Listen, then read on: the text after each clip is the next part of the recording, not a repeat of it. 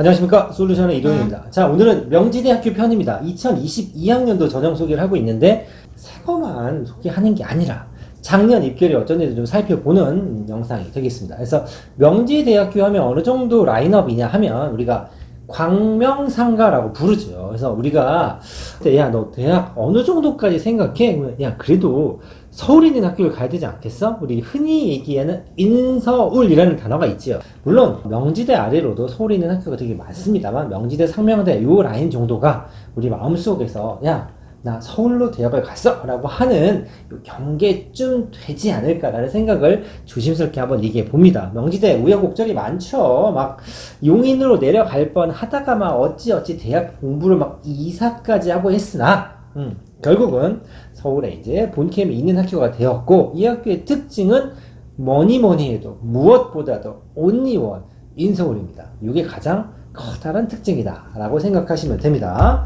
자, 모집 인원 보시면 3,000명 정도 됩니다.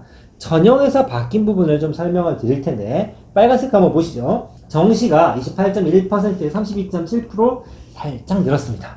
그리고 이게 전형이 이름 바뀐 게 좀 많기 때문에 좀 주의하셔야 되는데, 작년에는 말입니다, 교과가 2개고 종합이 하나였습니다. 근데 올해는 교과가 하나고 종합이 2개로 바뀌면서 학교장 추천 이름을 달고 있죠.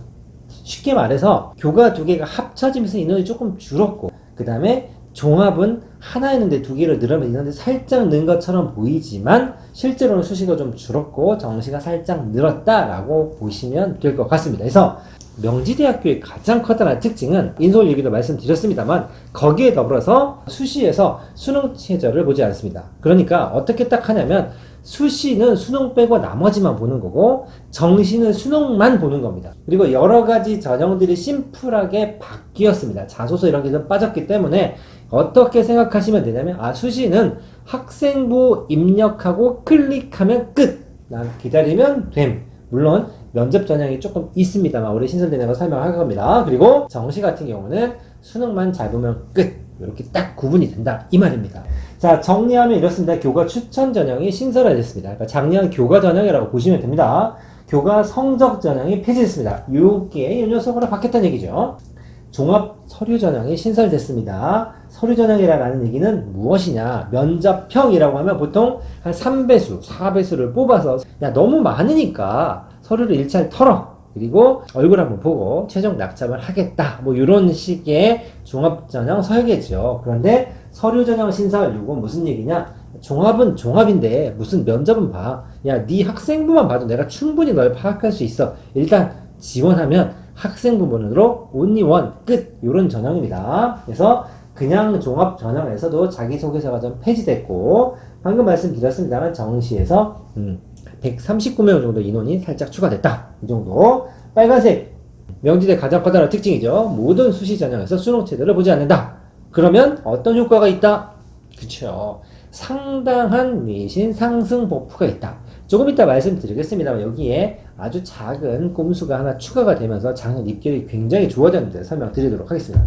자, 교과 전형입니다. 교과 전형. 자, 교과 100% 수능 체제 없음. 이걸로 딱 끝입니다. 이 면접 전형이 작년에 있었는데 5배수를 뽑고 교과와 면접을 봤던 거를 올해는 종합 전형으로 바꿔서 넘겨버렸습니다. 그래서 딱 일원화되어 있죠. 학교장 추천이라고 되어 있습니다만 교과 추천입니다. 그냥 교과 추천. 내신 좋은 친구들 내신으로만 뽑고 수능체제 보지 않습니다. 이러다 보니까 광운대나 명지대나 상명대 이 라인의 교과 전형의 특징들이 약간 이러합니다. 그래서 생각보다 야, 인서울의 끄트머리인데 이렇게나 점수가 높아라고 살짝 놀라는 과들이 좀 생기죠. 입결을 보면 바로 이렇게 생긴다라는 얘기입니다. 대부분 2점대에서 있죠. 빨간 줄로 제가 줄을 그어놓은 건 무엇이냐면 최근 4년 동안의 입결 중에서 가장 낮았던 해.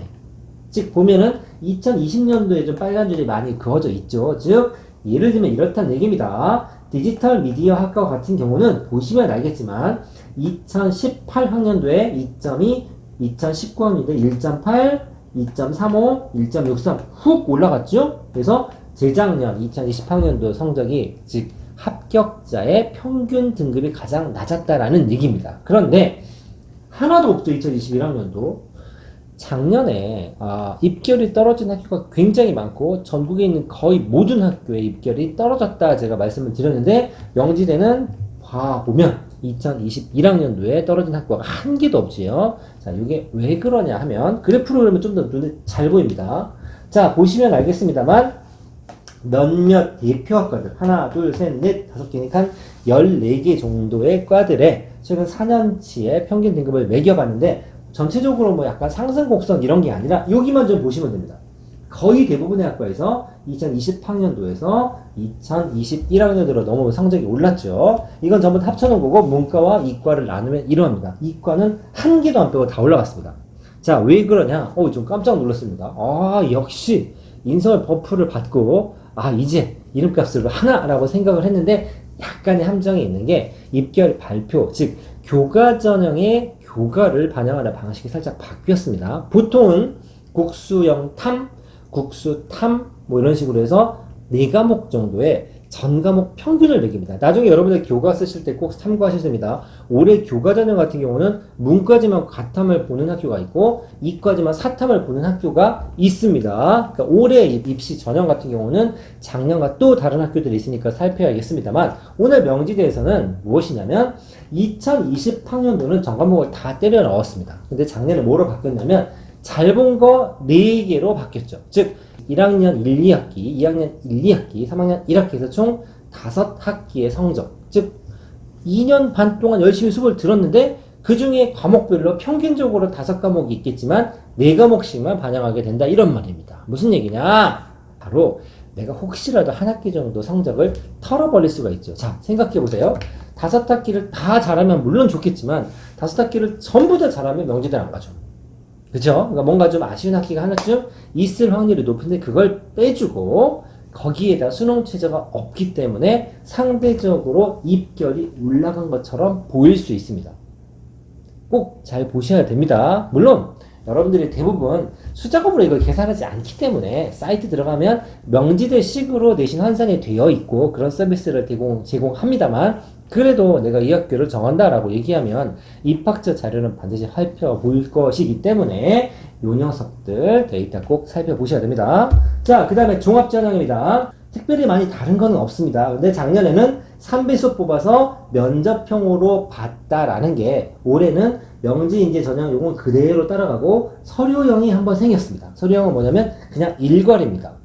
그냥 뭐 이것저것 쓰기도 귀찮고 면접 보러 가기도 귀찮은데 명지 정도는 카드 한 장 넣어 봐야겠어. 그래도 서울 밖으로 나가는 건 좀 그렇잖아 라고 얘기하면 하나 정도 쓸 수 있는 전형이 생겼다라고 보시면 되고 수능 체제는 없습니다. 그래서 종합전형 인원이 좀 살짝 늘었고 전형이 2가지로 분리가 됐고 역시나 종합전형의 특징이 수능 체제는 존재하지 않는다. 자, 입결을 쭉 보시면 대부분 3점대에서 왔다 갔다 하고 있고 요거는 합격자 평균이기 때문에 작년에 입결이 가장 낮았던 과들도 존재합니다.